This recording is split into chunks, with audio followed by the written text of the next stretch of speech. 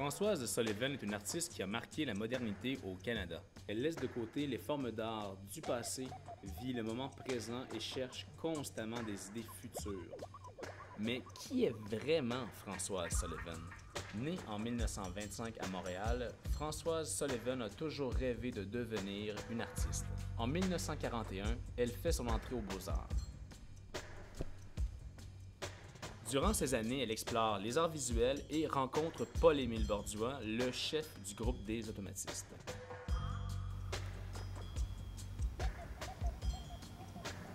Ce groupe a changé ma vie. Nous n'étions pas satisfaits de l'enseignement. Il nous fallait plus. La grande noirceur des années 40 à 60 au Québec amène 16 artistes automatistes, dont Françoise Sullivan, à créer, à attester et à signer le manifeste du refus global.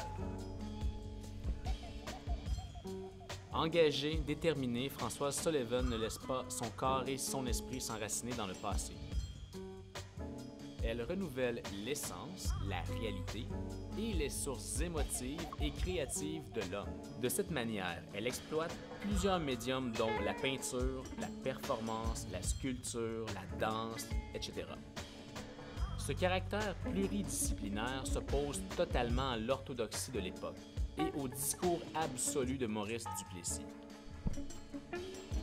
En 1977, après s'être occupée de sa famille pendant 15 ans, Françoise Sullivan découvre une passion inévitable, l'enseignement.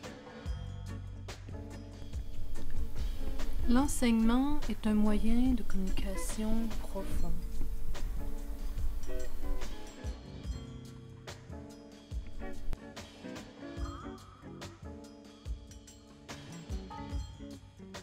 Encore aujourd'hui, Françoise Sullivan enseigne à l'Université de Concordia. À 83 ans, elle pratique toujours la peinture et explore le minimalisme et le conceptuel.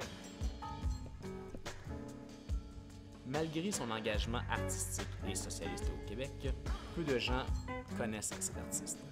À risquer des jugements sur l'enseignement traditionnel de l'histoire, sur la nécessité de remplacer des auteurs classiques par des modernes ou vouloir libéraliser l'enseignement est une trahison. Il n'est pas question d'oublier le passé, et ceux et celles qui revendiquent n'auront pas leur place dans la société. Françoise Sullivan n'est pas connue de la population, car la majorité de cette dernière est conservatrice. La population ne connaît pas, certes, Françoise Sullivan, mais cette grande artiste a révolutionné l'art québécois, a créé l'événement fondateur de la danse moderne au Québec, elle s'est méritée plusieurs grands prix, a été honorifiée et elle a grandement influencé le mouvement contemporain de la province. Cependant, est-ce que la reconnaissance qui a été accordée à Françoise Sullivan sera suffisante pour persister dans notre mémoire collective québécoise?